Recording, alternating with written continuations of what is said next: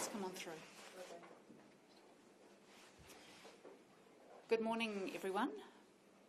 I'm Sarah Stewart-Black. I'm the Director of the Ministry of Civil Defence and Emergency Management.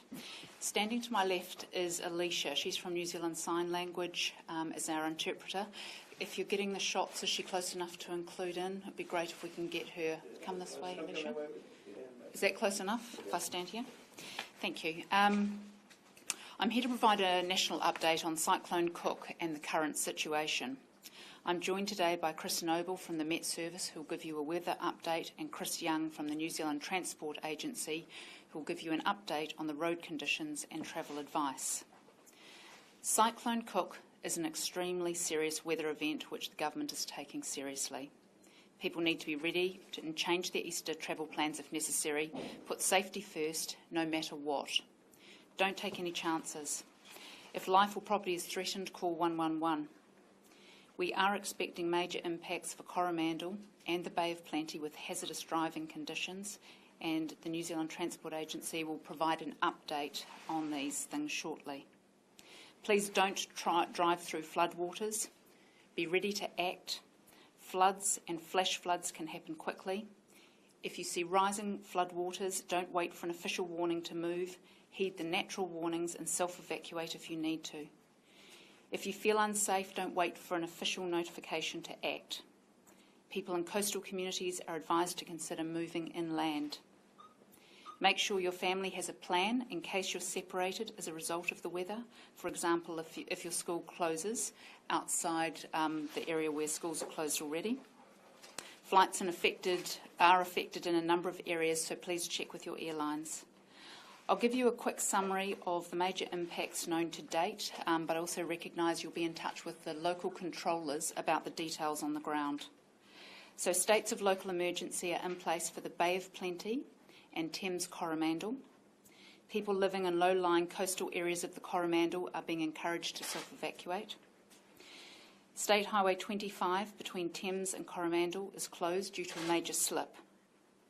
The far north is currently isolated by road due to the closure of State Highway 1 at Mungamuka Gorge, south of Kaitaia, due to a slip, and closure of State Highway 10 at Kaio due to flooding and high tide.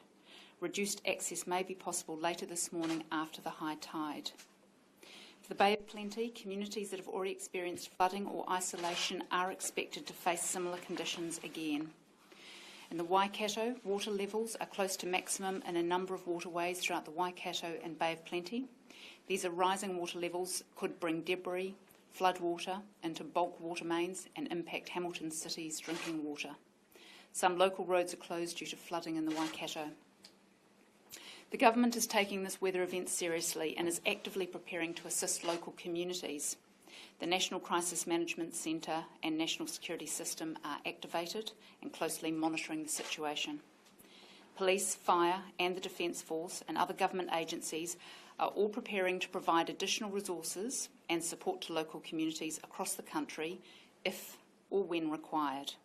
We are poised to provide whatever help is needed. I'll now hand over to Chris Noble from the Met Service to provide you with a weather update. Chris. Thank you. Cyclone Cook this morning is sitting out to the northeast of Northland. It's currently tracking south-southeast and is expected to make landfall in Bay of Plenty early this evening. By 6 o'clock, we're expecting it to be just offshore prior to moving onshore between Tauranga and Whakatane. Cyclone is then expected to continue southwards, tracking across the North Island during the overnight period, and then continuing offshore from the South Island during tomorrow. The heaviest rain is still expected through parts of Coromandel and down into Bay of Plenty, but we will have a burst of heavy rain spread right down the North Island as the system moves south. Strongest winds close to the cyclone centre, particularly affecting areas from Coromandel down into Bay of Plenty, but we do also have a number of severe gale warnings for much of the North Island as the system moves south. As it moves onshore, we're also expecting very large waves and dangerous sea conditions in the Bay of Plenty, and then those conditions also spreading down eastern coasts as the storm moves south. Nothing about that, does it? We'll come back to questions if that's okay. Now, if I can hand over to another Chris to cover from New Zealand Transport Agency. Thank you. So just really some key messages from the Transport Agency regarding travel over the weekend. As people know, the weather and road conditions can change rapidly, so please always check conditions before you travel.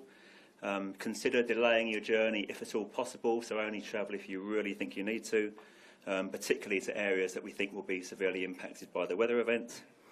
If you do travel, please allow extra time for your journey.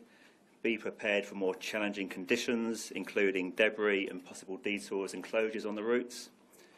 Drivers should also watch their speed, take care not to follow too closely, and be careful on corners. And storm conditions such as wind gusts can also affect high-sided vehicles, motorcycles and cyclists.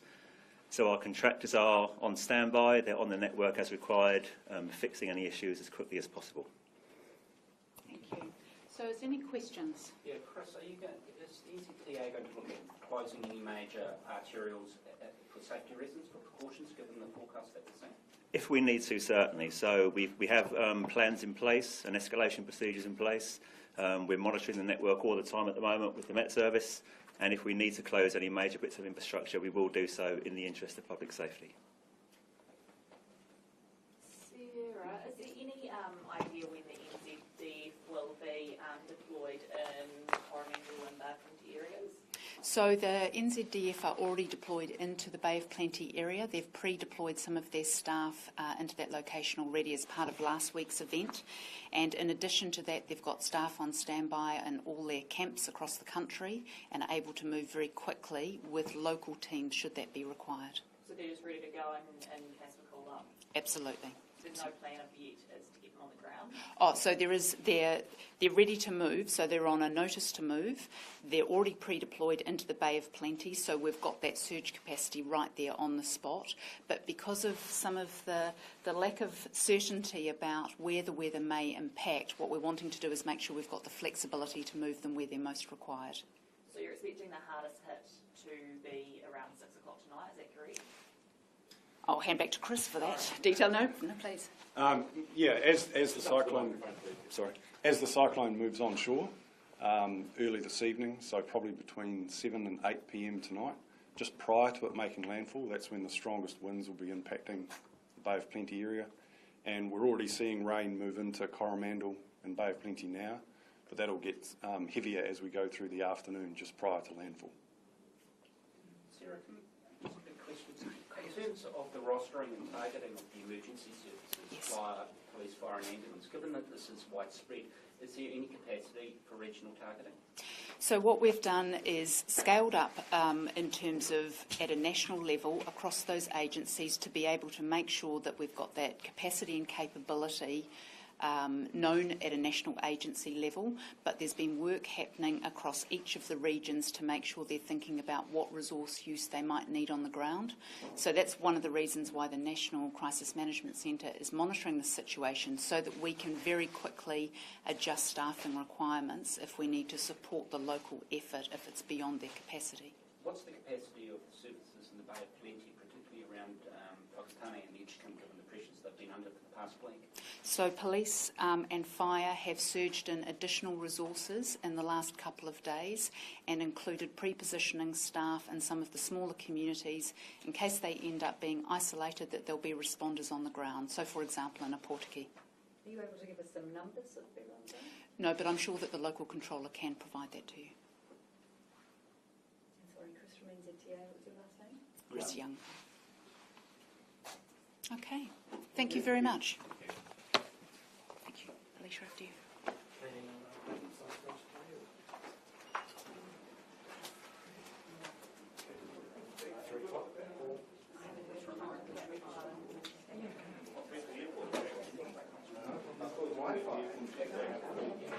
Sorry?